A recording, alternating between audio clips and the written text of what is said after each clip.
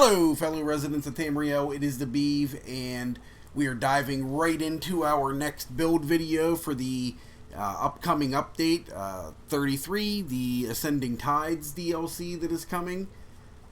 This build here is a Magicka Dragonite. The Magicka Dragonite is pretty strong right now. It is very heavy hitting, to say the least.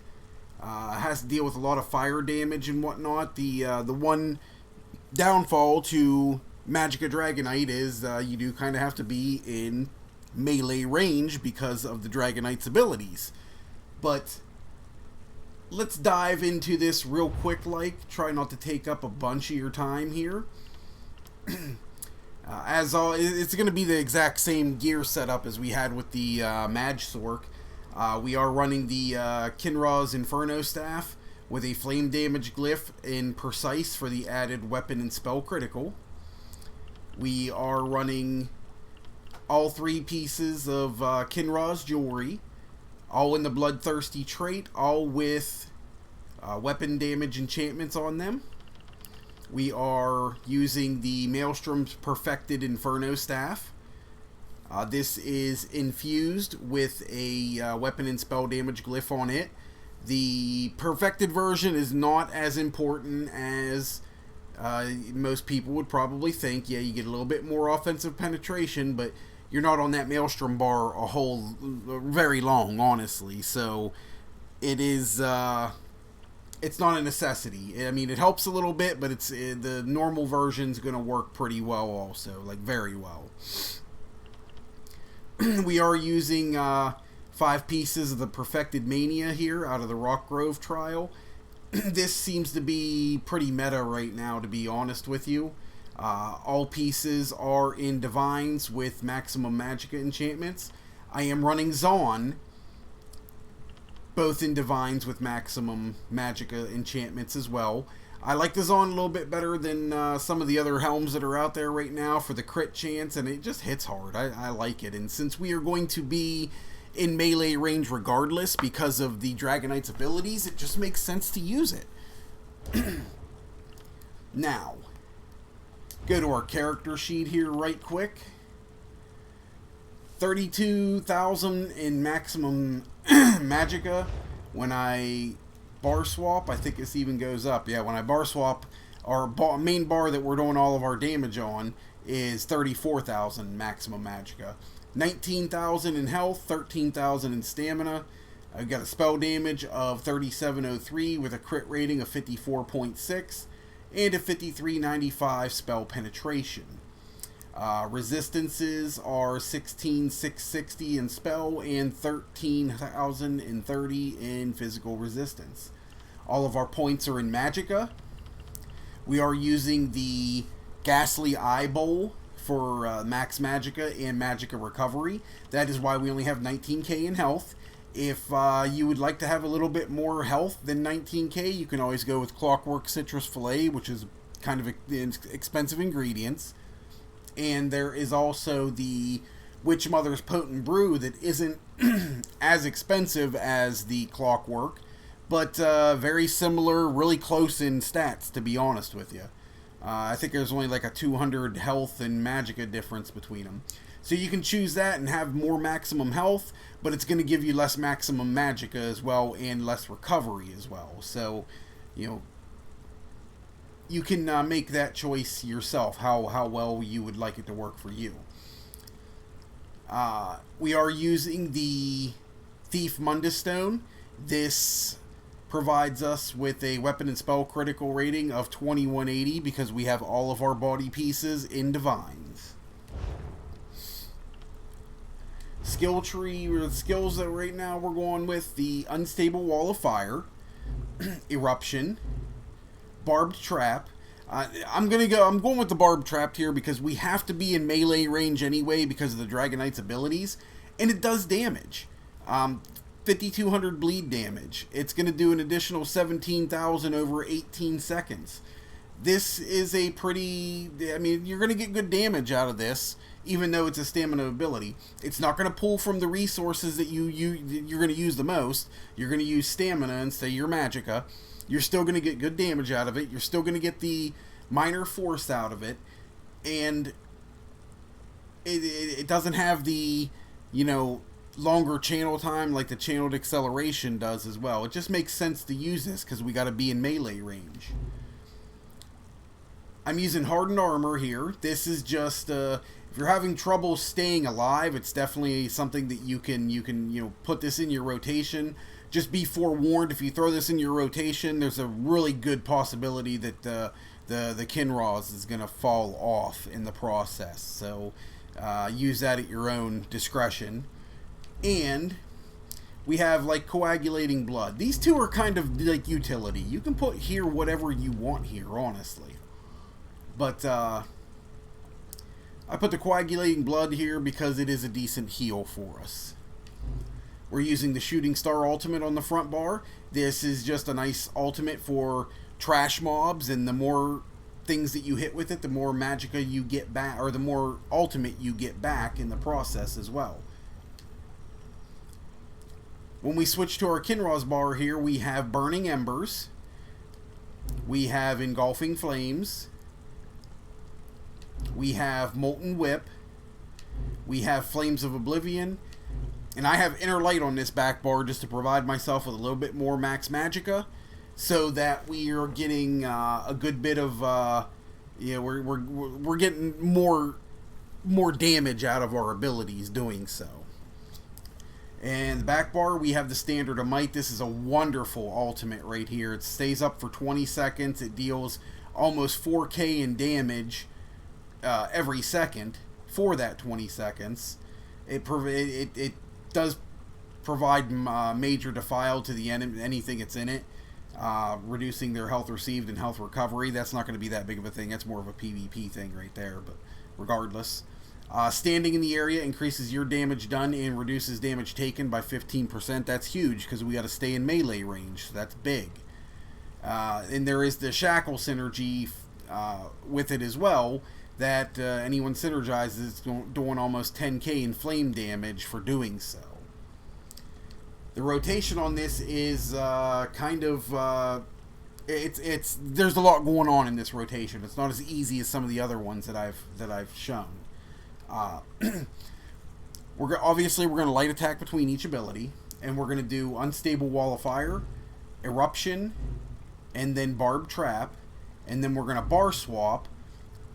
We're going to use Engulfing Flames, Burning Embers, Flames of Oblivion, and then Molten Whip. The reason we do this is because this Molten Whip has this Seething Fury on here, increasing the damage of your next Molten Whip by 33% and your weapon damage by 75 for 10 seconds. Stacks up to 3 times.